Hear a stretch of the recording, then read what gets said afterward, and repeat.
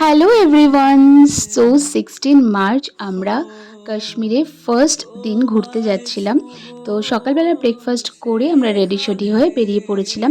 আর সেদিনকে আমাদের ডেস্টিনেশন ছিল সোনমার্গ। যেতে যেতে একটা ফার্স্ট পয়েন্ট আসে যেখানে দাঁড়িয়ে আমরা কিছু ফটোস ক্লিক করছিলাম, আর জায়গাটা কিন্তু বেশ সুন্দর ছিল। যেহেতু আগের দিন এখানে স্নোফল হয়েছে সেই জন্য কিন্তু চারিদিকে একটু বেশি বরফ ছিল। সোনমার্গ টানেলে এন্ট্রি করার ঠিক আগে আমরা এখানে একটু দাঁড়িয়েছিলাম, আর ভীষণ ভালো লাগছিল চারিদিকটা। দেন ফাইনালি আমরা সোনমার্গে পৌঁছে যাই, আর ওখানে যে বাইকগুলো থাকে স্নো বাইক সেটাতে করে, তারপর যে স্লেজগুলো থাকে সেতে করে আমরা গেছিলাম পুরো পাহাড়ের ওপরে। আর এত চারিদিকে বরফ ছিল আমি তো হাঁটতেও পারছিলাম না।